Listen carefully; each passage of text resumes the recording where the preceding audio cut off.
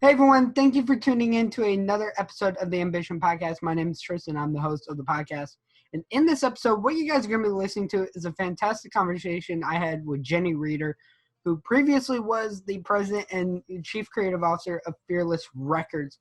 Fearless Records is a record label that has bands like IPrevail, Ice Kills, STARSET, and many others in the rock and other music genres signed to them. And actually, this is something that I've wanted to do for a very, very long time since I started this podcast and everything. But in this podcast, we talk about how she got into the music industry and as well, just the progression to where she began her career with Fearless and all the things that she did while she was president of Fearless Records and what she's doing now, and also just general things about the music industry and so forth. Hopefully you guys do enjoy this episode and everything, and if you do, make sure to leave a rating if you're listening to the podcast, and make sure to also subscribe and leave a like on this video if you guys are watching this on YouTube and so forth. That being said, let's get to the podcast. What is going on, ladies and gentlemen? My name is Tristan. I'm the host here of the Ambition Podcast.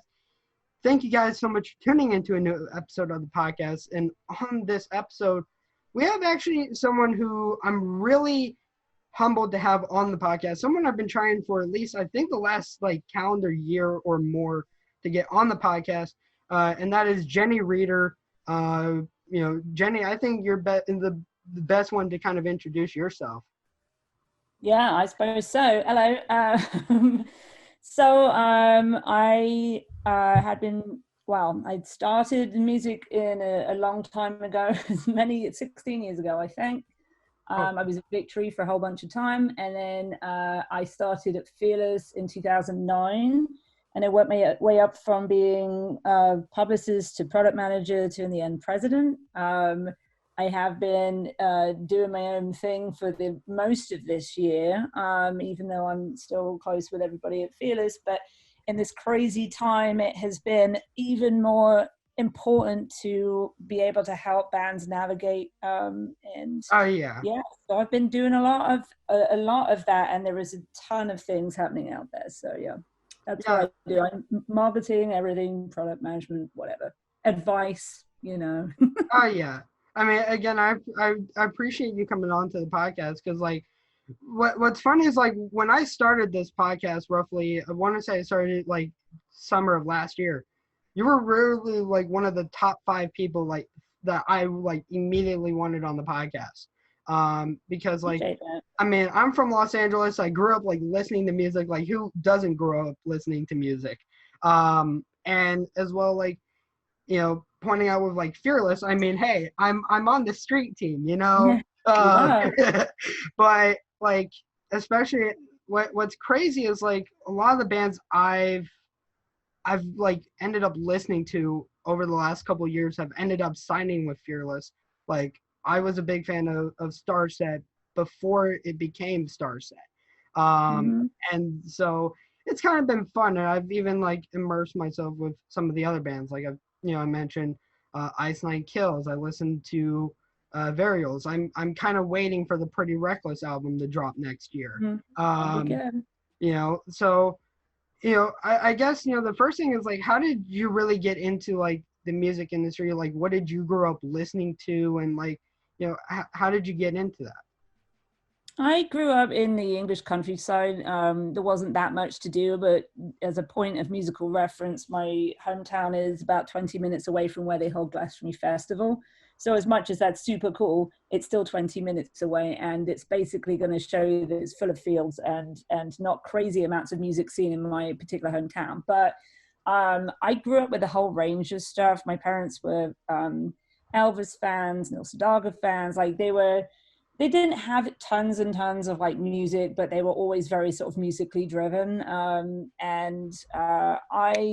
personally kind of went on a self-discovery around, I kind of got into some forms of music when I was kind of a kid, but it was really when I hit around 11 or 12, and I was at my, gran and granddad's house for the summer, and again, not much to do, but I discovered listening to the radio, particularly the chart rundown that they would do every Sunday. And And I just fell in love with just consuming everything to do with music. I found this, you know, this whole world out there that I just hadn't really like fell in love with something that hard. And I just wanted to listen to everything and anything. Most of my teen years were spent with my head in headphones and writing in my bedroom, and kind of, you know, I was pretty, as I've said, I think before, I was socially distant before it was cool. I was definitely a very shy kid growing up. Yeah. And so music offered like a real outlet for me to really feel part of something, you know, and find meaning in everything.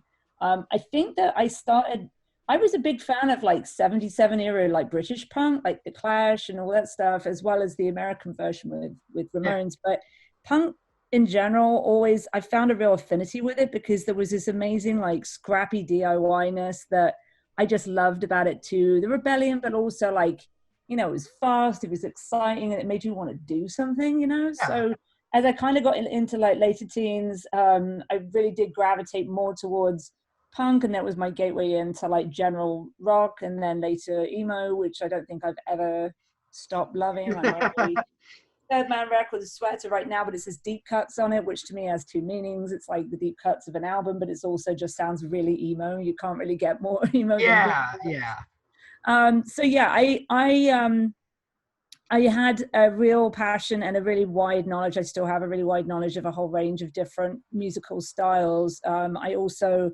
at school, you know, tried out pretty much every musical instrument there was. I was really good at understanding music theory. And so, you know, I had this kind of well-rounded experience, but it wasn't really until I started in kind of like the proper workforce. My first job was straight out of college, was publicity assistant for Hyatt Hotels, basically, another big fancy chain. And it was awesome because I was able to kind of realize fast that I wanted to be the other side of the fence. So the person being sent to Bali on that amazing trip, not necessarily the one doing the paperwork to send you. So I hopped the fence, became a writer, which was definitely more my foray anyway. And I wrote in like kids and teen magazines for about 4 years, but I left to go freelance at the end of it because I was just leaning so hard to wanting to be a music writer. And the company I was at didn't really offer that. So I just thought, well, gotta go for it. Let's do it. About a year later, and I'd written 2 books at that time. Like I got commissioned to write like some kids books or whatever it was. And it was all good. All the stuff is amazing. It's part of who I am. But I ended up kind of getting to the end of my tether in my freelance writing, and decided to, you know, one of my friends reached out to me and said, "Oh yeah, we're launching like 3 music like TV channels, and like we're so underwater right now." And I said, "Oh really? Well, you know, I'm in a loose end. I'll come in and help you out for a couple of days, whatever you need." She goes, "Oh, that'd be great. That'd be great." So she brought me in, basically introduced me to the team of people that were launching these music channels, and to rival like MTV and everything else at the time. And there was a rock channel, an alternative channel, and like a pop channel. And it was really blatantly clear that these people were so amazing at making television, but a couple of them are music fans, but most of them weren't. And I think that works for like indie rock and everything. You can kind of get by. Pop music, it's popular, therefore it's easy. But if you put a non-rock fan in charge of a music channel for rock music, you're going to end up with an absolute terrible channel. You're going to end up with like the weirdest, like, okay, this is rock music. Right. And again, also like, I think it's important to point out, like, for at least like this generation, MTV back then was when it was actually music and not like reality TV. It was still struggling. It was on the out in terms of the reality TV stuff was becoming more successful for them than just playing music. And so I think the channels which were launched under Sky TV, which in England is a big deal, were basically there to just drive up the price for MTV because suddenly they had competition for what they were supposed to be amazing at. And I ended up, within 3 days, I got a paid job there because they were like, "Oh my God, you know how to write. We need all this interactive content. We need some help with like figuring out who to put on the channel." And it just happened to be at the time where like all that kind of early 2000s emo was really taking off. So like we put on the first My Chemical Romance, Avenged Sevenfold, Fall Out Boy, Taking Back Sunday. Wow. There were, I mean, it just went on at Thursday. It went on and on and on. If you think about it, it was such a gold mine for great music. Like, you know, between Billy talent and like underground stuff, it was super cool, because I really felt like these bands weren't really represented anywhere else. And obviously, what happened after that was, you know, bands like My Cam became mainstream, and so, you know, while they had plenty of opportunity later on, they still got credited with breaking first in the UK, and that was in large part to do with us and a couple of other people. So it was awesome. We got to go to like music festivals and do like live reviews and stuff there, which was great. It gave me such a bug for like, this is exactly what I want to be doing. But, you know, at that point, about a year and a half in, they ended up selling the channels, but I was only freelance anyway. So I was like, okay, well, let's see what's out there. And I just happened to talk to someone I was in contact with, who was pitching me things from Victory Records that same day. And I was like, hey, you know, the selling channels, whatever. And he was like, oh, wow, are you looking for, you know, employment? I went, yeah. And he's like, well, we've actually just, you know, got a position that might be going. Basically, the other half of the UK office got fired that same day. And so he was like, come in and let's chat. And he sounded really nervous. And I'm like, oh, because you've got so much on your plate now. Yeah. And I ended up within that week being flown over to Chicago to interview with 21 members of the Victory Records staff. Oh, wow. And at the end of it, Mr. Tony Brummel. So if the legends are all true. And what a legend. So yeah, I ended up doing that and got a job, and I was at Victory for 4.5 years. I ended up moving to the Chicago office in the end, and then I moved to Fearless after that. So it's a long journey, but it meant that I was able to have publicity, writing, television, marketing. I was marketing galore, international experience. So, you know, I was very well rounded by the time that I got to Fearless, and then kind of just grew from there. So. Yeah, I think it's also really nice, like, kind of getting to see, like, you know, these bands when they're like, you know, just trying to break into the industry, and then like you look like 10 years later and like My Chemical Romance is like this thing that like can't escape the rock culture. I mean, I'm kind of like on the other end where I grew up listening to rap music, yeah, and that was partially because for, you know, majority of my childhood, I lived on the East Coast of the U.S., and all we really had was like country, except for like a couple of like occasionally like some pop artists would come through and stuff. But I'm like, I get tired of like, even today, like I live in the Midwest, and I'm just like, whenever I hear country, I'm just like, turn off the radio immediately, because it was kind of odd. And I mean, what's funny is like I was 8 years old listening to like Eminem and some of like the like original like LPs and stuff back then. And what's funny is like my dad did the same thing with me. Like, you know, we both shared like iPods and stuff, and you know, those were back when like they were the Nanos, not like the iPod Touches and stuff. I recently just rediscovered my iPod when we were moving house, so I was thrilled it actually charged up. Those things are quite fun. Oh yeah, and you know, I was saying like he would listen to like NWA and Eminem, and I was like, one of the things I found was crazy was like Drake was still around, was like beginning at that time. I was like, wow. I was like, I didn't know Drake was a rapper all the way back in like pre-2010. So I was like, that's quite nice to see.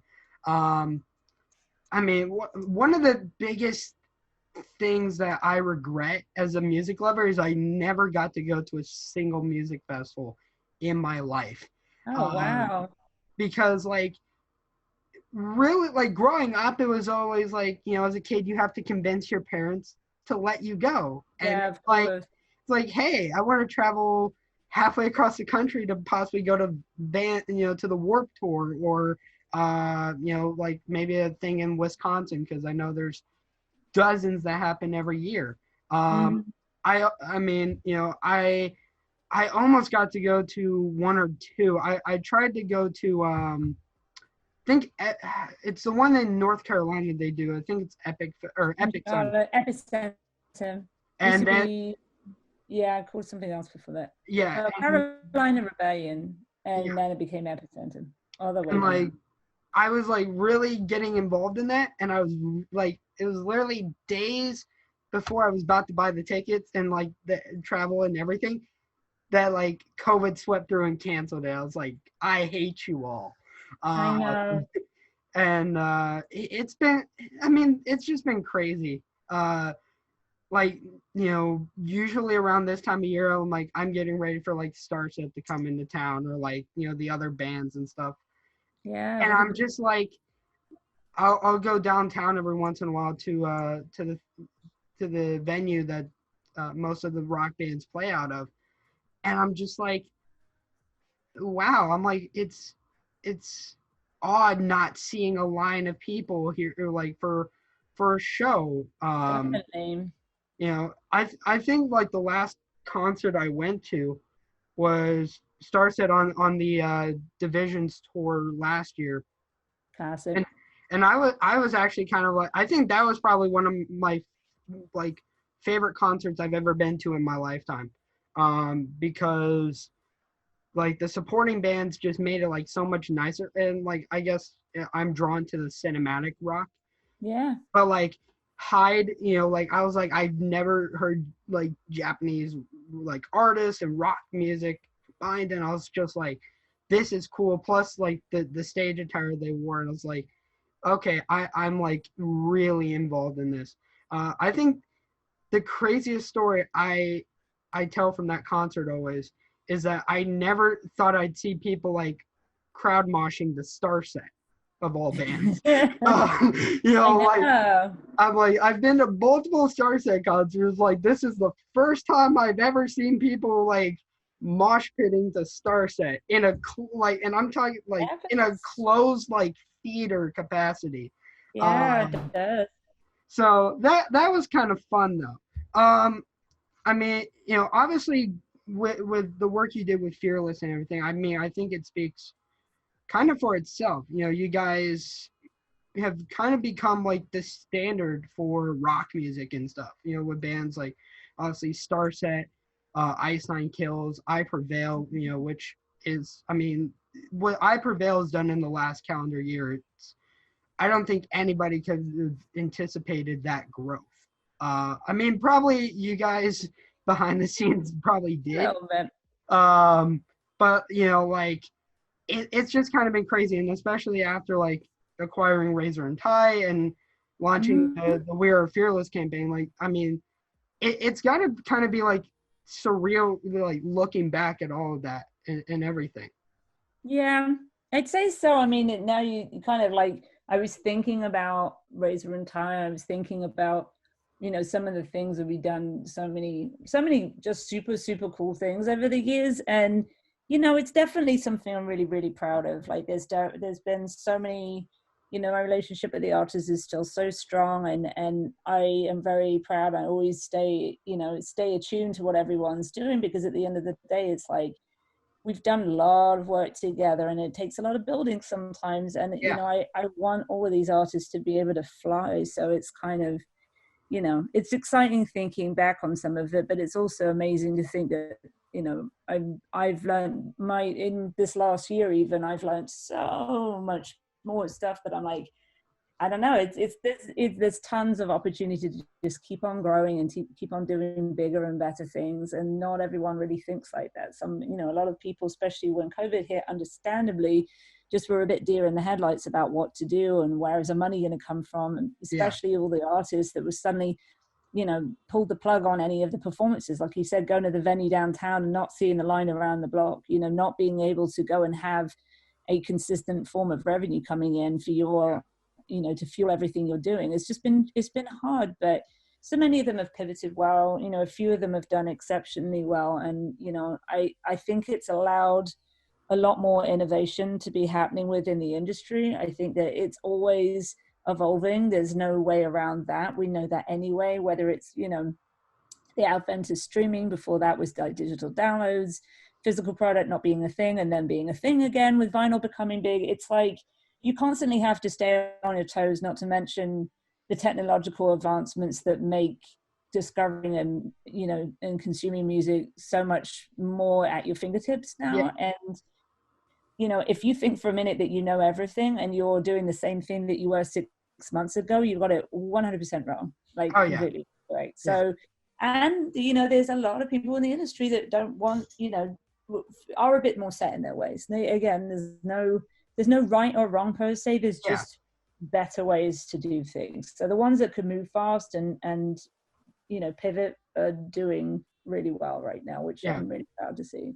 I think one of the things that like really was heartwarming for me, because like I mean I grew up again playing video games and like being like really involved in the YouTube and the Twitch community, and like getting to see like all these like artists and so forth, not even just in the rock genre, but like in just, you know, every way possible coming in. It's like, hey, like, you know, like we know you've listened to our music, and, you know, like now we're here to join your community. Like I remember watching like the entire, I think it was the IPrevail live stream that they did with a couple of the other bands on Rocket League a while back, and I was like, that's like really awesome to see. And I mean, I'm constantly listening to Octane, so like eventually I always hear like, oh, there's this video coming out, oh, there's this stream coming out. I'm like, that's just awesome to see, like this synergy, especially at a time when even like as we speak, the music industry and the gaming world are clashing with each other.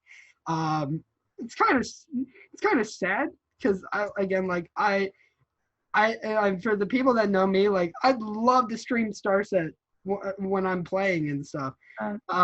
But that's years down the road, unfortunately. I think it's interesting you bring that up, because I was talking to a manager yesterday who was asking a similar sort of question about Twitch and royalties and all this other stuff. I think the major thing is, I think it's so exciting that, you know, we used to do a lot of streaming stuff on Twitch, just live premieres and stuff like that, but there was no real integration between a full campaign and how Twitch could kind of work within it. I think there was always this feeling like, if you're not into gaming, like how would this even work? But it's become very apparent that now that they've been strengthening this incredible music team there and doing a really heavy onus on increasing possibilities and entertainment with the music stuff involved. I mean, it is, you know, some of it's obviously frustrating, some of it's, you know, there's moments, particularly because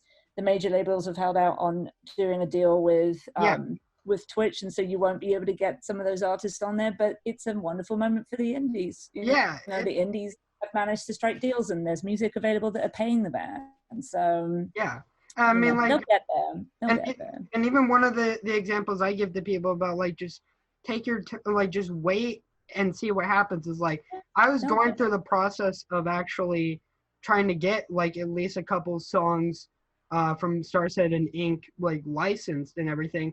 Woke up the next morning and, you know, there was a tweet on the Fearless account like, we love that people want to use our music, but it's not, you know, licensed properly. We're working on it. And I'm just like, you know, that's nice to see.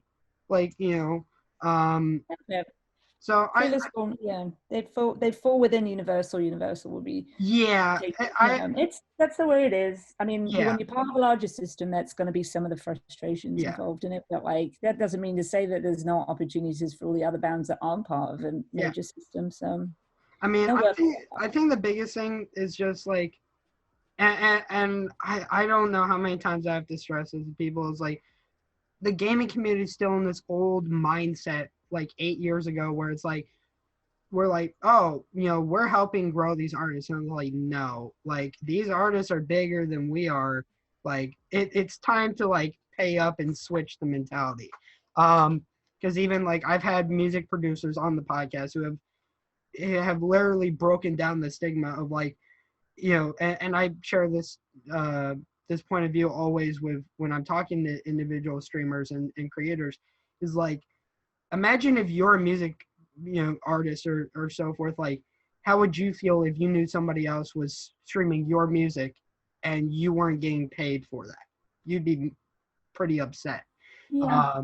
But yeah, I mean, going from there though, obviously, let's talk about STARSET. I mean, the band near and dear to my heart. But like, I think STARSET is kind of so unique because not only is it a different form of rock and storytelling, but there's so much that can be done with STARSET that's Mm-hmm. like, because I mean, I don't know any band out there that's got a comic book with Marvel and is able to do. I mean, just the viral marketing campaigns that you guys have done, especially leading up to what I'm presuming is going to be the next book in the STARSET thing based off of all these videos I keep seeing across Twitter and Instagram, which keep me on my toes because I'm just like watching every one of these. I'm like, you keep me reeled in here. But like, kind of talk about like the process of like, working with STARSET. Obviously, Vessels was kind of like, or I think Vessels 2.0 was actually the first under Fearless, and then like, especially Divisions kind of being like this like really amazing blend, like evolution of STARSET. Yeah, I mean, when Razor and Ty were becoming part of the full Concord system, I immediately was like, we have to work with this band. I mean, while so many of the bands that I work with within the Razor and Tie stuff, I love so many of them, but particularly Pretty Reckless. Obviously, they're going to be phenomenal. I mean, Yeah. looks sounds phenomenal. That album's going to be. I mean, I know what it sounds like, but it is incredible. And Taylor is a mega star. But I always felt like looking from the outside, when I first kind of encountered STARSET, I was just like, oh, it's kind of, it's gonna have a bit of a ceiling because it's very specific. But then when you listen to them, it's not specific at all. Like Yeah. Dustin knows how to write a song, and influences abound. It's not like firmly in one pocket, and particularly with Divisions. I mean, he produced the whole thing too. It's incredible how many styles he was managed to pull into one release, make it sound all cohesive and brilliant. And it's just really good music. And when I first had the chance to kind of work with them, I was so keen on doing it because I felt like they had been treated so well with the radio side of things, but very little else had really been helped with, because for the most part, I mean, Dustin's the mastermind, so he's driving a lot of that stuff. But I felt like with the right, there were things that we could do that would just elevate the whole thing even more. And I really wanted to, give them what they had deserved from the start, really. Yeah. And the fan base, well, you're one of them, so that says a lot. But the fan base is so incredible. Like I come across a lot of fans, but this fan base are amazing. Like they rally together. You just like devour everything. So like one of the things I think that's unique about StarSet is like with our fan base and with the fan base is like you look at a YouTube comment section on the StarSet video, there's no negativity like whatsoever. It's like I'll go into a comment section and I'm like this is odd after like I know it's weird, huh? like I've been on YouTube for 8 years and I'm like there's got to be some negativity, and I'm like even the like to dislike ratios. I remember Dustin tweeting out at one point in time like when the Manifest video came out, they're like the ratings were beyond expectation. I was just like that's crazy. And even like year after year, like I remember like I live in, specifically in Nebraska, like in we're not really a big place.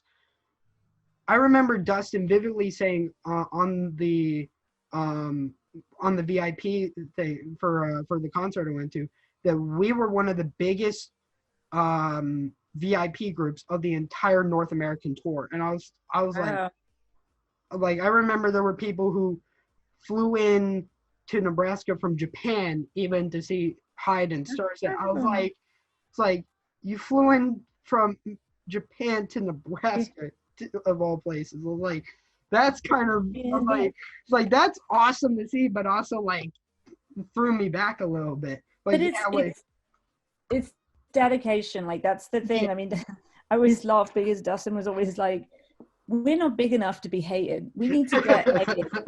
And I'm like, all right, bring on the hate. Let's do it. And I think that still there's so much ahead of them. I don't even think they've really tipped the surface. And it'll run as long as he ever wants it to run. But like, I think that the fact that there's just so much still, so much of the narrative that he's kind of interwoven is kind of reality coming true in front of our eyes, which is pretty disturbing.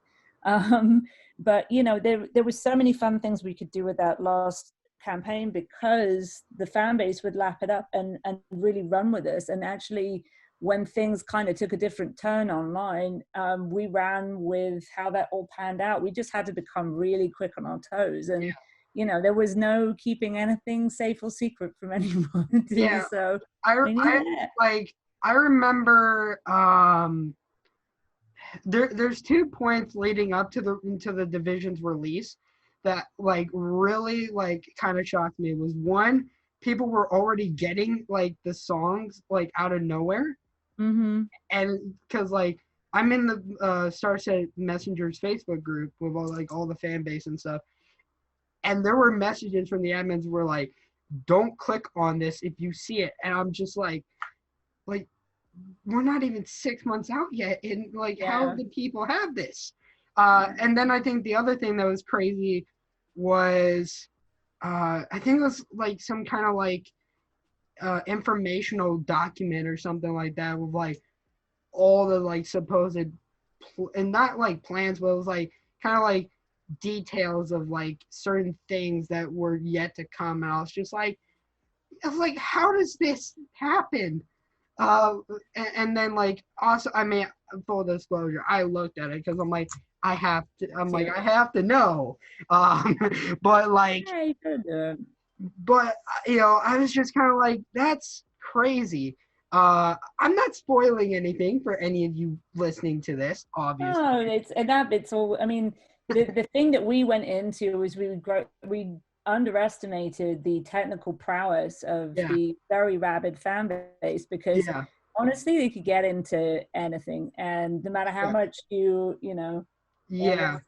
it was just the traditional release wouldn't have fallen foul of any of that, but this one, the fans are smart. So I mean, like, and even going back to like, I mentioned before we started recording, I scoured the internet for the Vessels 2.0 vinyl because I didn't ever get to collect it, but I didn't like know up until the release of Divisions that there was the NFC chip in there, and I was just like, that's crazy.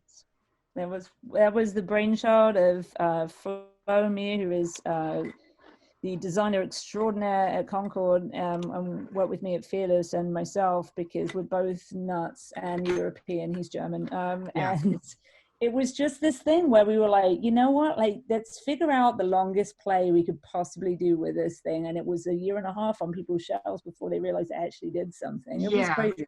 Yeah, it was kind of like this whole like treasure hunt in a way, because it's like, here's this email, here's this chip, here's this site, call this phone number. I know. And I was like, this level of effort is like amazing, and I really appreciated that, because it's like, how many bands or like even just media like properties in general really take the time to like set up something like that where fans can interact. Like, there's a show on Hulu that I'm watching based off one of the Marvel comics called Hellstrom, where it's kind of set in a darker, like, I want to say kind of like demonic tone, but like they tweeted out one day, like, here's his phone number, call and see what happens. And then like, I got a text like 5 minutes later after calling the number. It's like all these gifts and posters and wallpapers. And I'm just like, that's crazy. Um, but I mean, it's the way to do it. but I think one of the defining moments for Fearless over the last, I'd say, decade, it has definitely been signing IPrevail. Obviously, um, all the albums, but especially Trauma, because I mean, you know, I'd say Trauma is kind of like the album that solidified IPrevail as like kind of a marquee. Obviously getting 2 Grammy nominations was kind of really cool. Still a little upset as like a IPrevail fan that they didn't win those, because I know, tell me about it. because I kind of felt like, hey, like these are some heavy songs here.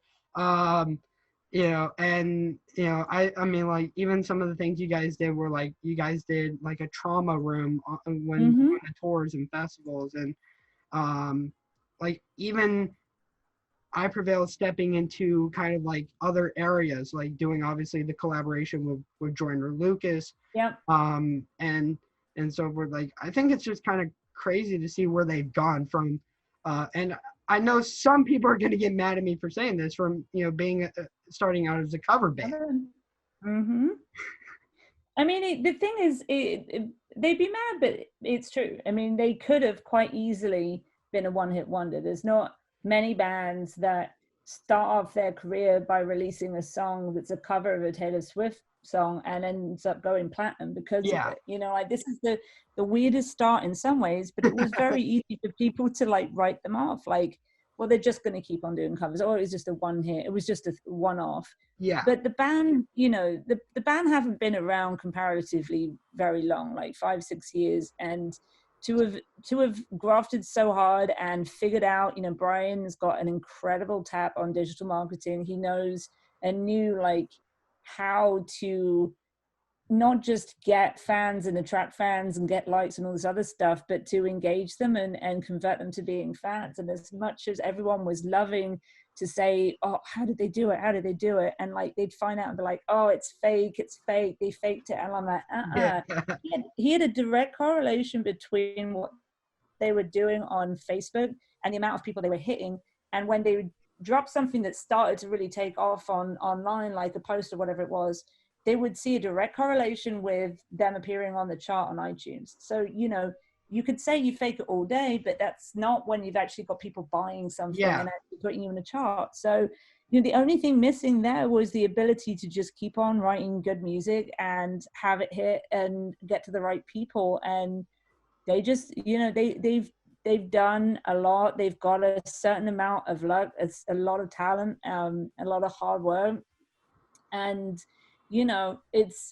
it was definitely not the easiest of trajectories, just because they were rising so fast. And I think that so many people were like, like, you have to do this, you have to do that, this is too fast, it can't be real. But the thing is, it's like, that doesn't have to be the way for all bands, not if you play it in the modern way. And for the fact that they released an album like Trauma, which was, it had some of the heaviest stuff out there, period. Bow Down is one of the heaviest songs of last year. Like, oh yeah, hands down. So, anyone can poo-poo it and say, well, the band are just, average rock or whatever. It's like, no, they got hip-hop stuff. They've got genuine, bona fide hip-hop. They've got other influences, different stuff coming in. And then they've got like this incredibly heavy song that's not the only one they've ever done. So I was thinking this morning of Already Dead. I don't know what made me pop into my head, but I was just like, that is a heavy song. It's a heavy song. So credit to them. They definitely have busted a gut to do what they do, and they're in really good hands, and they are working continually very hard. And I'm excited to see what they come up with next. Yeah, definitely. And especially because today's Friday the 13th, I think it'd be a disservice to a lot of music fans out there to mention Ice Nine Kills. Obviously, like I'm kind of getting like I'm kind of like going backwards and like listening to like all the old music at like kind of just going like backwards in discography to be like, because I think as a music fan, like you, especially, you have to go all the way back to like to then listen to music now and be like, there's so much more appreciation when you do that. Yeah, absolutely. But like, I mean, obviously the Silver Scream was kind of, I mean, like, I think Ice Nine Kills is, again, like, one of those bands like STARSET that's, like, so unique because, Mhm. you know, they can tell stories based off of the horror genre from literature Yep. and movies. And, like, uh, you know, one of the craziest things is, like, when I started listening to Every Trick in the Book, I was like, I never thought I would hear a rock band do a song based off the Diary of Anne Frank. No, But then I yeah, listened to it and I'm like, I'm like, I feel like when I listen to these, I'm like transported into like that time period or in that like scenario. And I'm just yeah, like even, I've played that song with friends and stuff. And like when you hear the horses and like the conversations going on between like, you know, the people in that house, I'm just like that's when you know that this is like a gem of a song because you can't do that with like really any other song. And I think as well, even like uh, as someone who grew up reading Animal Farm and then like watching the music video for The Nature of the Beast and good stuff. everything, I was like I have so much more appreciation for just for the storytelling within music because it's Yeah, something it's like it's just really unique. Um, but I mean, like especially, I grew up being a closeted horror fan. Let's be honest. I think all of us we have that side to us. Uh, everyone's dark inside you know, somewhere. like um, I mean, you know, there's I I know that this is probably said like so many times, and you've probably heard it like it's you know a broken record where it's like there's not a bad song probably on an Ice Nine Kills album ever. Um, you know, like it's just kind of surreal, and especially you know with the new album coming out, you know I heard They Kill Live. I think like that's just even created more of an appreciation, uh, especially with this pandemic because it's like can't listen to live music and I never got to go to an Ice Nine Kills concert. I planned to. I literally had bought pit tickets for like a St. Louis show that they were doing with Five Finger Death Punch, Papa Roach, and IPrevail. Yeah, And then of course like waking up one afternoon and that got canceled. I was just like, I know. but when like this, you know, album came out, I was like, well, it's like, you know, I was like, this gives me an idea of like how amazing, you know, like Ice Nine Kills is live, and especially I Prevail, because again, I'd never seen them live, unfortunately. Again, Ink fans, I Prevail fans, please don't come like hastily at me for that. Um, You're okay. You're forgiven. You got an excuse right now, at least. Kind of yeah, just you know, but yeah, like you know, I guess like you know looking back like what do you think was so crazy about like the trajectory of Ink and like leading up to where they are now with this live album? I think that you know, from my personal involvement with them and seeing them grow from, you know, being on an imprint within Fearless to actually being with us proper and seeing everything kind of, it just definitely hit a moment. I think, you know, I could have been typecast a long time ago, which I was, for having a resonance with dark leaning bands. You know, I worked Alisana, it's still kind of TBA on that one. But Yeah, yeah, Alisana and Motionless of White, and then Ice Nine Kills, all very different, very sort of similar if you see it on face value. But I think that there's also a thing about narrative bands too, whereas STARSET's a concept band, you know, Ice Nine are a rock band that write concept records. And I think that Spencer has spent most of his musical career fighting for acceptance in some way. You know, yeah, like he doesn't need to be liked because I mean, why on earth would you, you know, have so much of a thing for serial killers, you know? So I yeah, think it's not that, it's just the fact that this band were kind of like looked at by there's all these other bands that wouldn't take them on tour. It's like, oh, who would want to do that? Blah blah blah.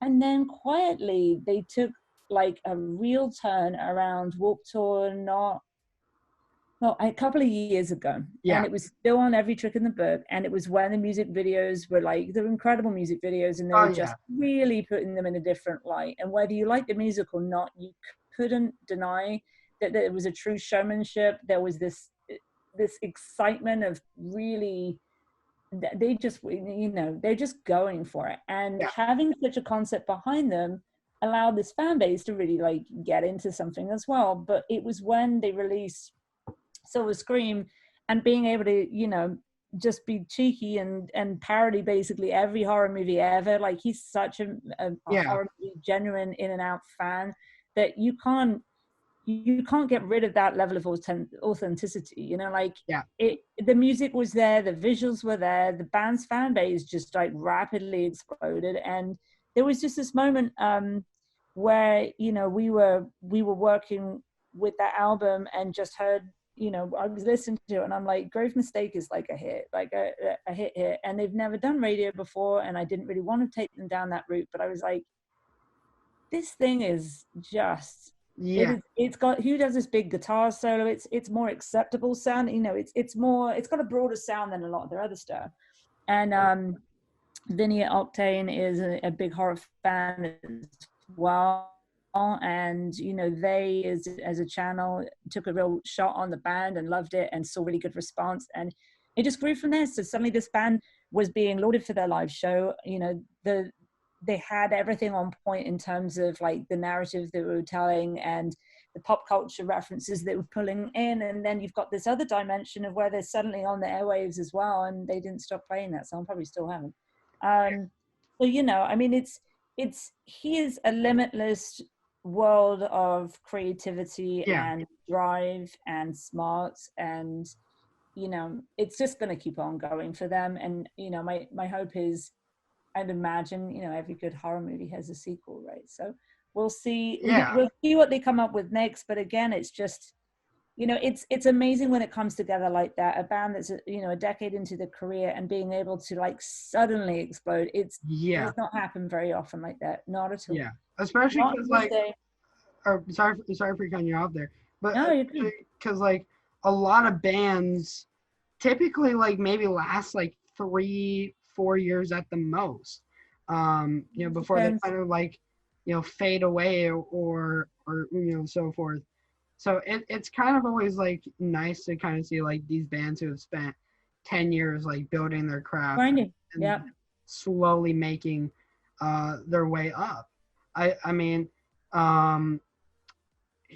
it's just kind of surreal, and I think, again, I mean, all the people that work on albums and stuff, from the artists to production guys to mixers to engineers to everybody, like, I think it's just so like nice and fulfilling to kind of see like the work and the work put in, and then like how that just takes off. I mean, there's nothing more exciting than seeing a band start to break, like it is, and I've realized, recently that one of the most exciting things is to really develop a band, like from the ground up again. I've been, honored enough to have so many, artists that I feel like I've done that with, and so many of them are just, they're all over Octane. Thanks, Octane. But it's so funny listening to it and going, yeah, I really am connected with so many of these amazing bands, and to be able to do that and grow it from a level from the ground up is amazing. But with a band like Iceland, I wasn't there at the very beginning, but at least I was able to step in and hopefully fan some of the flames of everything he had going on. You can't really say that anyone does marketing for Iceland apart from Spencer. He's too much of a whiz and no one should ever take credit for it. But all you really got to do is allow the platform and get them connected with all the right people and enhance and help and just keep on giving them the platforms to do whatever he needs to do. So, the good thing is about breaking this, late in their career, it's not late, but, like later on in their career, is that they have so many years of experience under them, so many shows under them, and that makes it for a great position where some of the best stuff is probably going to come after this, and they've got, they've got a great foundation to be building everything on. So, I'm very happy for them. I guess, moving forward, like one of the things that I think is really interesting about Fearless is like how much you guys have really embraced like fan culture, because you don't see a lot of labels and music groups out there kind of building street teams or campaigns for people to rally behind, like the We Are Fearless campaign. Like, I think that it is so unique because you kind of get this synergy of like, we're the people who make the music and you're the people who love this music, who love the band, and you find all these cool ways to really like for people to kind of share a love for music that's, I guess, universal and everything. So like, kind of talk about like the ideation and as well like the way that the We're Fearless and the Street Team campaigns have kind of gone from here. I think that when I first started at Victory, I was also running the street team at the time. I was running the street team, doing the publicity, blah, blah, blah. It was, many hats were worn. But with that comes this real understanding of not just being a fan of music, which I truly believe that anyone in the industry needs to never forget.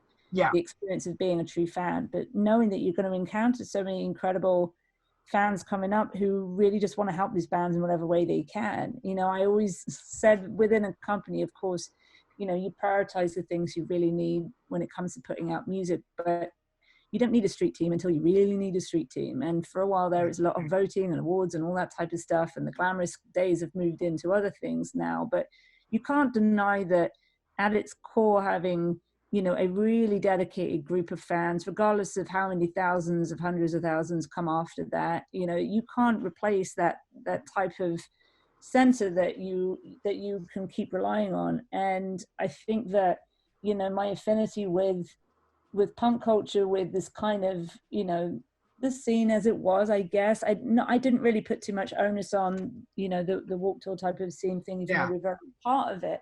What I really mean is this community of fans and artists, and specifically in rock related genres, that if someone fell in the pit, you pick them up type of thing, and I really felt like so much of that had been kind of lost along the way, as things kind of dissipated, Warped Tour finished, things in culture shifted. I just felt like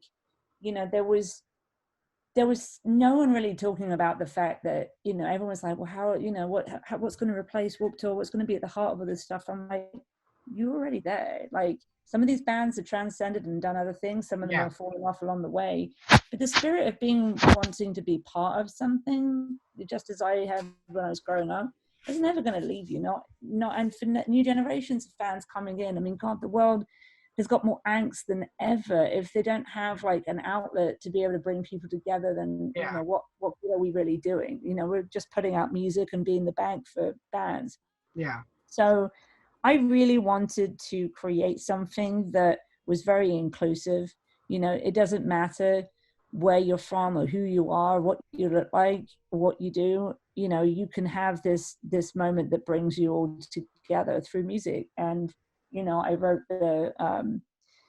we call it the call to arms, but like the thing that's we bandied around last year, and I stand by it every day. Like, I feel that we weren't just music fans. We lived and breathed this stuff. We still do. Otherwise, again, I should be in a different job if I'm not as passionate about the music as the people who are making it. I'm doing it wrong. So, I think for me, I really wanted to have this realness brought back into something that is a pretty faceless organization for the sake of it. Labels, it's not beloved the way it used to be, where I got into all the indies and the epitaphs and the Hopeless and Victory and I wasn't really there, but Equal Vision, like these great labels that spawned all these all my favorite bands. And no one really cares about where your music comes from now. No one's really like that label identity wasn't there. So I just felt like this would be a really strong thing for us to do, and it really did. I mean, it kind of took on a life of its own. Everyone really responded to it well, and the bands did. I just felt like it kind of was a reminder to them of this is supposed to be a family here, all of Yeah, us, like not this is necessarily just why a label. it's like this is why we do this, for Mm-hmm. a love of music and connecting bands with fans and spreading Yeah. Mm-hmm. I mean Yeah. music and as an art form and stuff. Um, I guess my my going from there, like obviously you left Fearless earlier this year and stuff, like Mm-hmm. I know you launched I think it's called the Compound or something like that, like Yeah. like kind of Chocolate. talk about like that, like I mean like not necessarily like some of the projects you're working on, but like kind of talk about like I guess like the whole basis behind that. I that you're exposing all my secrets. No, I'm joking. No, it's good. I when I left, I wanted to regroup and figure out. The weird thing was the pandemic hit pretty much the same time, just a little bit afterwards, and Yeah.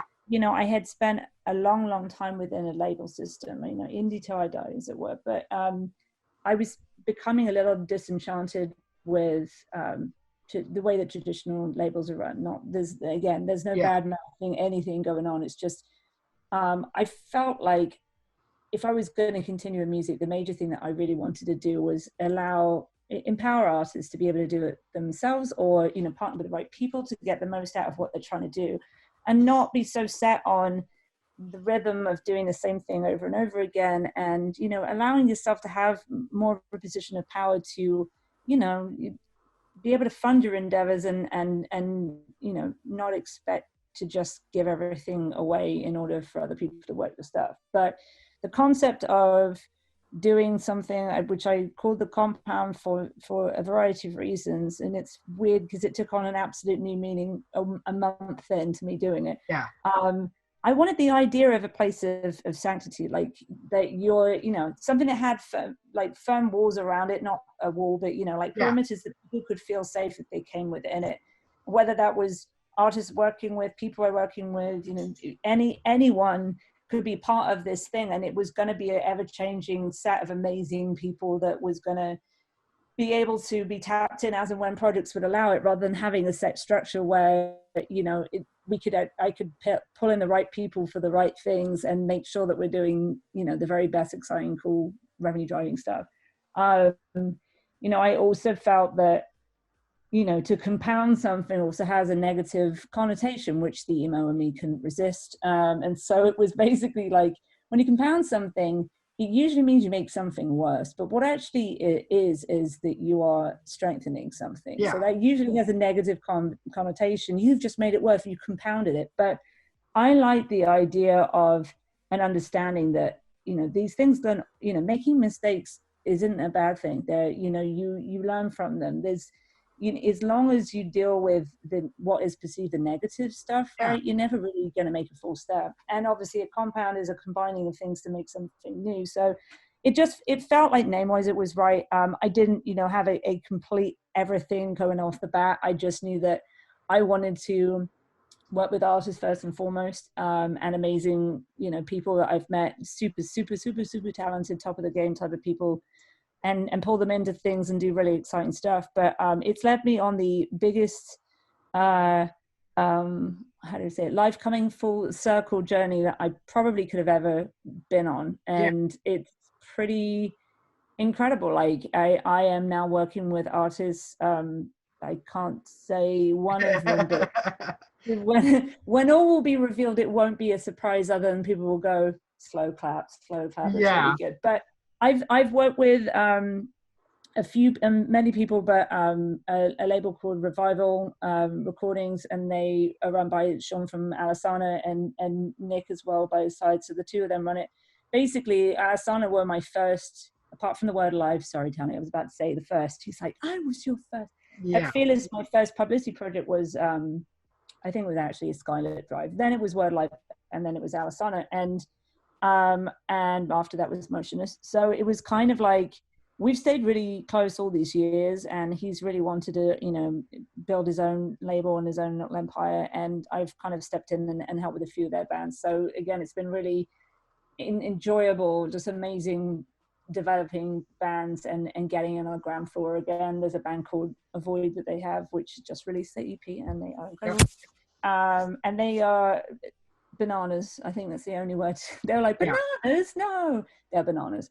In a good way, though. Like, this is a band that has taken the traditional approach to releasing a record and working a record, and has just turned it on its head. And I couldn't really appreciate that more. So it's been really, really enjoyable doing that. But I've been consulting with a whole bunch of people, making their lives hopefully a little bit easier. And especially in this world of live streaming and, you know, bands being able to pivot and suddenly needing some navigation, I think that's my biggest thing more than anything. I've encountered so many new artists and old friends that it's been very exciting. And I've got a lot of too many. Was it behind me? Oh my God, what is behind me right now? I have to be around. I'm like, God, does everything sounds great? Yeah, all right. I might give it away if I move to the side. The list I have to kind of tackle every day is relatively endless, but I keep on adding to it because I just think that there's just so much exciting opportunity in music right now. And I want to, you know, I'm doing some mentorship stuff. I want to help everyone, basically. I want to help the artists get bigger and be able to have, you know, have more power over and control over what they do. I want the people in the industry to kind of like rile them up and remind them why they're doing this in the first place.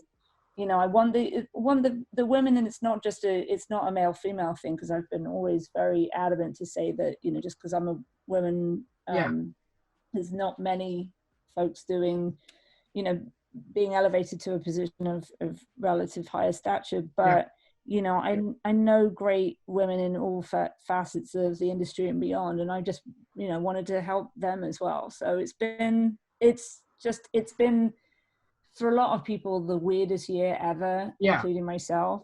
But I feel like it's just been so amazing. Like, it will, like an arsehole, I will say it's probably one of my favorite years ever, and everyone will go, yeah, that's weird. And I said it the other day, and I think this is why. Because as the world gets crazier, it makes me look a little bit more sane. And I'm like, all right, good. Just for a minute, I can be sane. It's you know, there'll be a lot of things that I'll be able to properly disclose. But, you know, generally, I think it's amazing to have found my people in all facets of the, you know, the music world. And, you know, anyone that's willing to, like, work with me on something knows it's going to be a wild ride for sure. So that's good. I mean, it's exciting. I love that people are willing to try new things and make some magic happen. So I'm excited to share it all. I think, I mean, it's definitely something that it'll be fun to see how that project turns out. I mean, you know, this year's been crazy enough for me because you know, like, I turned 21 a couple months ago, and like that was just like that was surreal because amongst like this whole pandemic, for the last year, like, I've been planning on, like, I'm going to Vegas for my 21st birthday. There's nothing anybody can do to stop me. And like what's kind of funny is I didn't get to go, like, especially like because my birthday like falls on Labor Day weekend, so that's unfortunate always. So like my family's like, we're gonna take you on like a road trip, like across, like, you know, the western and northern parts of the state and stuff. And our RV ended up like breaking down and stuff. And so then like the next week, like when we went to Vegas, that was like that was like literally 3 days and like hit like every part of the strip that we possibly could. I remember, I think the craziest moment was walking into Caesar's Palace with like $20 and walking out with like $85. There you go. Like, I literally, like, I just kind of have a system developed, and I mean, where it's just like somehow in between that 10 to 12 like dollar range, when you still have credits left, I just like press a button and immediately it wins for me. I'm kind of scared at this point. You go. That's pretty great. You got a natural affinity with it. Yeah. But I mean, like, that was kind of like the craziest moment for me, I think, of the year. Besides, like, you know, being 21 years old and you know, I'm sure some people are going to roll their eyes at me on social media for saying this, but like I'm 21 years old and I run 8 businesses. Like it's That's impressive. You well, have to. I grew up having a social disability, and so I wasn't always like, I knew I wasn't going to be academically gifted and I wasn't athletically gifted. I just had some knack for being creative and That's great. like um you know, and you know, to my detriment, like I graduated with a really terrible GPA in high school, but like, you know, and I have to explain to people, I'm like, yeah, I graduated like this below 3 GPA, but it's like when you look at my like sophomore to senior year, I was running a YouTube channel, a Yeah. professional gaming team, a startup business, like a production studio by the time I There you graduated. go. You're Now an entrepreneur. yeah, I mean, well, I don't call myself an entrepreneur by any means. Like, I just think of myself as like an innovator because I think like, Yep. you know, being an entrepreneur these days, like, yeah, it's great, but everything's been done. The fun thing about being like an innovator is just kind of like you get to like take a look at yes, like anything that's out there and be like, how can I do this differently? That's And it. it's so much more creatively fulfilling. Innovation is definitely, you have to start somewhere with something that you can find a better way of doing it, or better, different way of doing it. You know, Yeah, I definitely agree with that mentality. It doesn't mean to say you discount it from entrepreneurism. yeah. It's just, I feel like it always has this weird connotation too. Lots of Well, money and everything. When, especially like, for me, because I feel like, yes, it's been an 8-year-long journey, but I've only really taken off since like last year. Like I dropped out of community college last year. 3 months later, I was standing in front of Shark Tank producers. Like, you know, only this year have I like did one of my businesses get noticed by the state that I live in and get to present for our startup week. Like, you know, that that's to me, amazing. Good like job.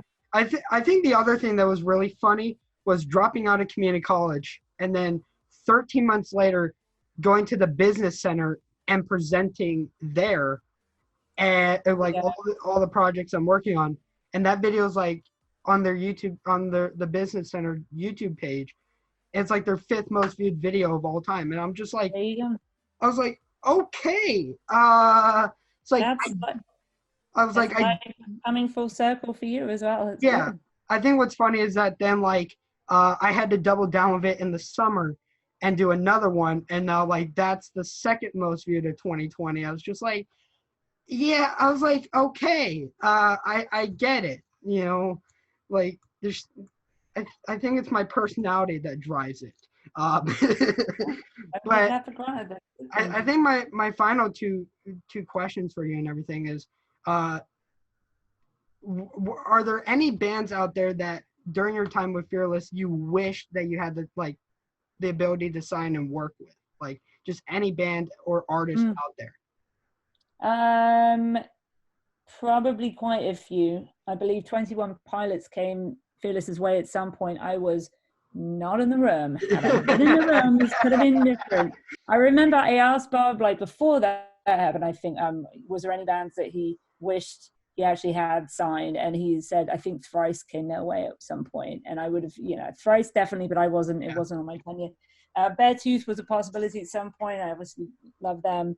I think now, like, you know, a band I'd love to work with would be Bad Flower. I think that they are really good as a modern rock band, like Yeah, different and interesting, pulls from lots of things. Josh wears his heart on his sleeve. He seems like, you know, crazy innovative himself, but like I just think obviously they've got a very good team around them, so I'm not really worried about that. I just think there's so much more that band's going to be able to do. yeah. But yeah, 21 Pilots would definitely have been a thing. I just think they needed, you know, they need another narrative band. I'm now just gonna have to like spend the rest of like the week being like Fearless under or like 21 Pilots under Fearless. What would that have looked like? It wouldn't have worked. It's because it's the thing. It wouldn't have worked. I could see Beartooth working. I can't see 21 Pilots getting to where they did. with Fearless, and sometimes it's not the home for you. I mean, I would still love to, in a kind of way, work with it. Your poster behind you is designed by the Tension Division guys who also did all of the 21 Pilot stuff. So in a wonderful way, I'm still very connected to that, regardless of anything. And you know, maybe our paths will cross at some point. But what an incredible band! It's a good point though. I would have loved to work with them then, but it wouldn't have worked. But now in the future and everything else they're doing, it probably would. So I don't know. I think there's probably a bunch of other bands that came, you know, were possibilities at one point and didn't come to fruition. But I just was really excited that in the kind of last couple of years of me being there was probably unbiasedly like the best roster we'd ever had. And so, you know, there wasn't a dud among them, and you know, some had fallen away during the process. I know that, you know, it's exciting though. I mean, I think the two bands for me that I would have loved to see under Fearless are New Year's Day, because like just Ashley, because like, you know, I never listened to them until they like toured with STARSET, and I was like, all right, now I really love this music. And then I think the obvious one would be Bring Me the Horizon, just because because I mean, I saw one of Brimmy's earliest shows, I think, in London, and I couldn't have seen tighter jeans on anyone ever than that band. And as my nan would have said at the time, which she thankfully wasn't at that show, she would have gone, "Oh, Jen, it's just a bunch of noise." And it really, you know, they're very much a different band, even though the same essence at heart. Very much a different band now. I honestly, you know, I didn't really put them on the list of bands I wish we'd signed, because again, I think that they made their trajectory, they've built it block by block and just, you know, exceeded expectations on certainly, you know, from Sempiternal onwards, and it's just been an incredible thing for them. I mean, they're consistently the band that I would go back to almost repeatedly. I mean, I think it will be a handful of bands, but they're incredible. Yes. And New Year's Day, I mean, Ashley's been a real talent for a very long time. I believe a certain gentleman in my early days brought them to Fearless for me to listen to at some point. And I said, they're gonna be good. They need some work, and that's not a bad thing, just starting out. But she's a star, and you know, I think that all that's really been missing for them is just, I still feel that the right songs are gonna come. You know, I feel like that's been a little bit missing. But there's some songs on like some of the albums that are like really good, and then there's some that are like you have to warm up to. And I mean, it's, again, I know a few people that have been very tight with that camp and done a great job by them. So, you know, that's a good one though. That actually would have fit in really well. I think my final question for you is, like, for anyone who's trying to break it into the music industry, whether you know, like trying to get in, you know, on like an employee or a staff level, or trying to get in as well as an artist, like, you know, like what advice would you give to someone, you know, whether, I mean, again, whether I mean, I guess that's kind of a twofold, because again, it's like how do regular people get in, and then also like how do you think like bands and artists should also like try to get into the industry now? I think that, you know, obviously these are more challenging times to become, you know, be an artist, and also probably within the music industry, just because there's been so many layoffs and changes and everything. But just remember this, like, people will always need music. There's never going to be a time when that isn't the case. I mean, do I think that the traditional concept of a record label is it's going to evolve drastically? Yes, it has to, because just like everything else, you know, I think there's so many great companies that are managing to straddle the divide between allowing artists to have more, you know, retain their masters, have more control over what they do, not take everything, you know, not have their entire inheritance having to sell themselves completely in order to just be able to fund this first part. But that said, I think that anyone on an industry level that wants to get in, I mean, you'll probably go to the psychiatrist first and just make sure your brain's in the right place. No, only get, you know, number one, you have to have passion. If you don't have that, then you should probably go and do something else.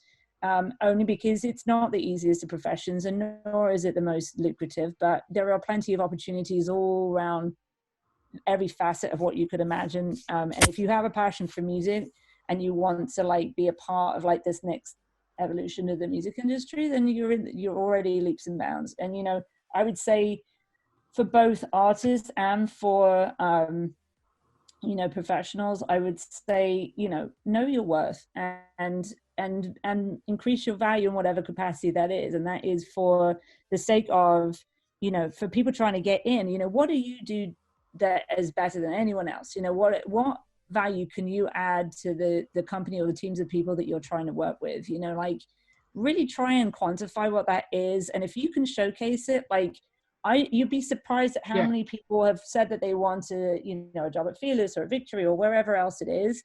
And yet it's just, you know, a resume and maybe it's a follow-up email and all this stuff Yeah. is great. But at the same time, it's just like, you got to show that you have the hunger and like that you have the drive, and the special ones know how to do that. And that's, you know, that's where you really start to get somewhere. And particularly in these times, use this time to like, you know, get as skilled up as you can. You do not have to have a moment of zen in your downtime. Just enjoy yourself and relax, and try not to be stressed. But if you can learn new skills, particularly anything technology based, again, you're only going to find these things really useful in whatever area of your job you want to be at. And talk to people. LinkedIn is crazy. I mean, we've been chatting that way too. I think it's an amazing resource to be able to like get connected with people and to also follow what's kind of happening in the industry, and, you know, get yourself full of the knowledge so you can kind of, you know, have those conversations. And don't be afraid to reach out, because you'd be surprised at how many people actually want to help. So there's that. And on an artist side, it's the same thing.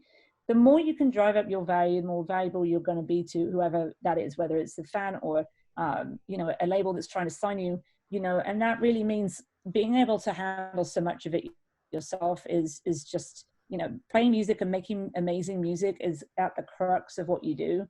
But like being able to have a tap on some of the creative assets, and if you've got someone like Avoid in their camp, they make their music videos, they can edit their own music, they can basically do everything it is to be a band.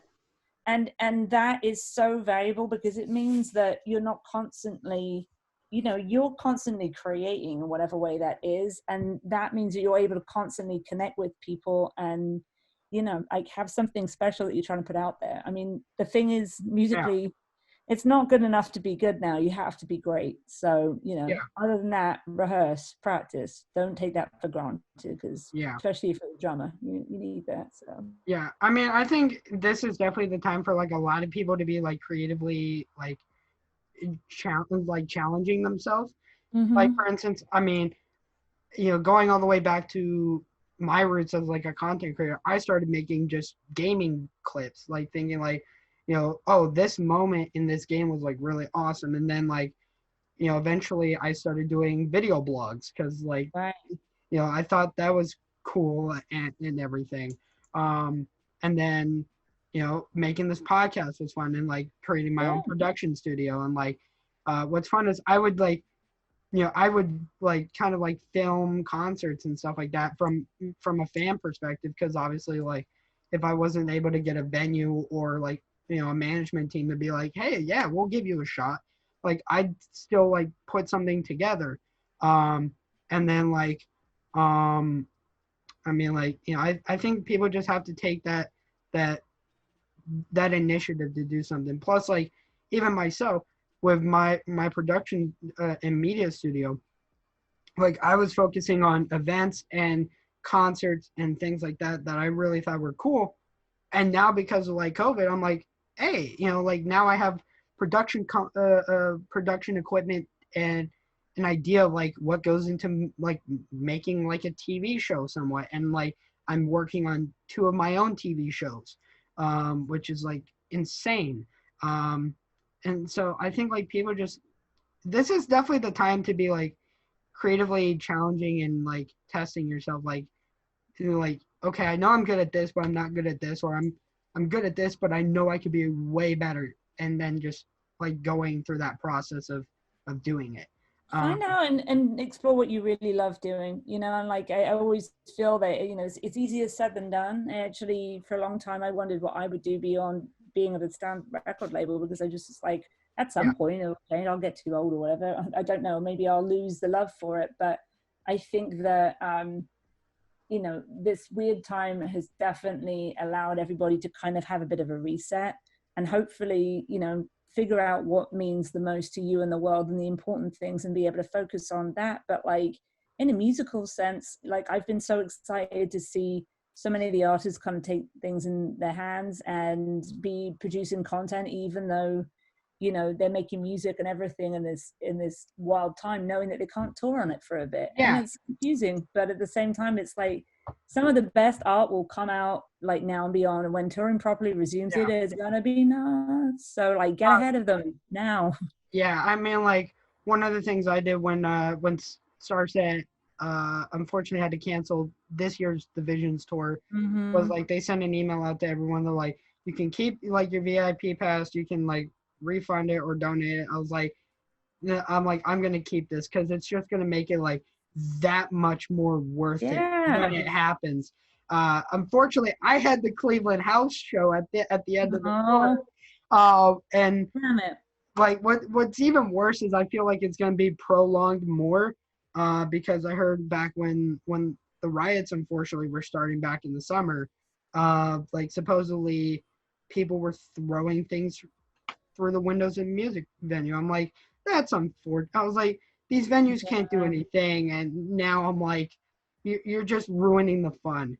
So many of them, regardless of any bailout or anything, so many will end up closing. But you know what? They'll probably reopen, different, change hands, whatever it is. Like I said, when people can resume seeing live music, the demand for that is going to be even stronger. And live streaming will still be a thing. It'll be something to supplement. You know, I think it's been great. Like we spent last Friday watching the stream, and I don't think I could, you know, sit at this particular chair and watch a band and, you know, whatever I want and not pay $20 for a beer. And it was like, you know, it was great. So, I mean, again, we're living in a time of change on all fronts, and music's no exception, but like still rise above. Yeah. I think the craziest moment for me, like watching things happen this year, was like some bands, I forget, there were a couple that did it, and I hate that I don't remember the names of them. But like some of them were doing like drive-through theater shows. I'm like, that's brilliant. It's awesome. It's awesome. Like, I know it's great. So again, you know, I really appreciate you coming on to the podcast and chatting. No worries. You know, it's been awesome. You know, you're someone that I look up to, and I think a lot of other people can look up to in not just the music industry, but you know, kind of as a role model in general. And I think that that's just something very like admirable. And I mean, even going back to pun intended with the name of this podcast, it's ambitious in a way. You know, so again, I really appreciate you coming on and sharing kind of the full circle journey, you know, up to this point. Yeah, it's been awesome. Well, thanks for having me. And yeah, I mean, I think, thank you, because it's definitely what I always wanted to, you know, I did, with regardless of whatever I did in life, I wanted to inspire and be inspired. And, you know, I think about that every moment of the day, and I feel I'm able to kind of do that for a lot of people now. So, you know, I'm happy to be here, and it's great to chat, and be safe out there. And I'll probably see you at a festival, right? Gotta go to the festival when you can. I mean, like I think I'm gonna try to go to like some of the ones in Wisconsin. I mean, I'd love to go to one in Ohio just for the fun of it, because incarceration, that will probably because I mean, Epicenter is definitely one where I'm like, I'm going to have to be a good one. But just I mean, it'll be fun. I plan on traveling like to at least like 3 major like gaming and media events as well. And nice. Unfortunately, I lost a bet where basically I'm like baited now into going to South by Southwest. So. Well, you know what? I pulled that face, and I didn't mean to pull that face. It's just, let's see where it's going to go now. You know, I felt so bad for all the amazing people that lost their jobs, or they didn't even get to do this thing that they prepared so hard for. And it was certainly over the years, has been such a fun Yeah. time. And our area of the world, like the rock music brethren, haven't really had too much of a presence down there. But hey, you know, maybe this all changes it. I think that it's still really valid for people to be able to gather in whatever capacity that is. And yeah, Austin's awesome. So Yeah, I mean, I've got some family in Texas, so I'm just kind of like hoping. I'm like, hey, you know, I mean, not, I don't think they're necessarily in that part of Texas though, but like, you know, it'll be fun to at least go and everything. I mean, I know I'm going to be trying to travel internationally at least once this coming year, because it's something fun for me. Whether it's going back to, I went to Paris a couple years ago, and no, that's lovely. that was fun. Um, you know, and everything. I think the places I really want to go to.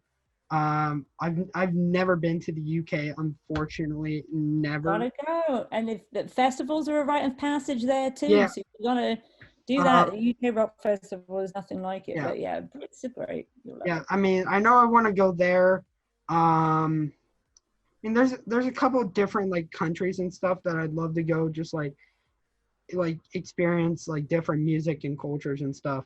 But yeah, for those that want to, you know, to keep up with your journey, you know, and everything on social media, like where can people find you? Instagram's probably my best bet. I'm few and far between, but I'll definitely be better at posting than I have been. But yeah, at Jenny World, it's the name I haven't given up since 2002 because Yeah, why not? It's my favorite. But yeah, yeah, so yeah, come find me there and chat. I will be always happy to chat to people.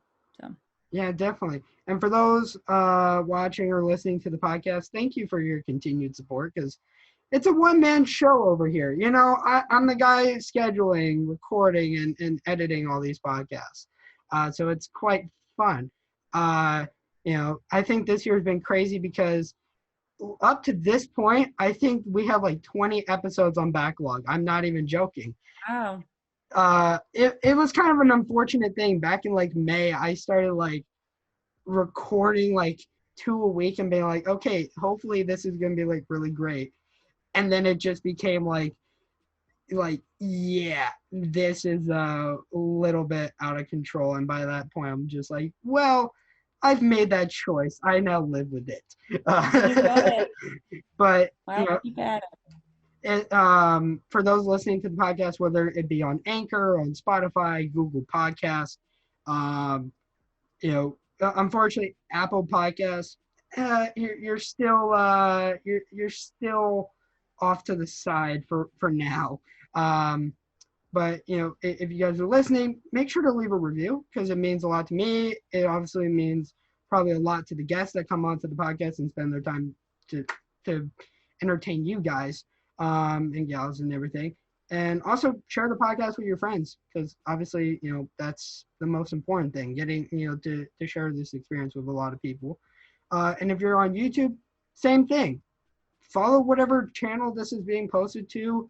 You know, like it, subscribe. I mean, hey, you know, send me future guests that I could possibly have on this podcast. But again, Jenny, thank you so much for taking the time out of your day to come on to the podcast. Yeah, thank you. And with that being said, guys, my name's Tristan. We'll see you all in the next podcast.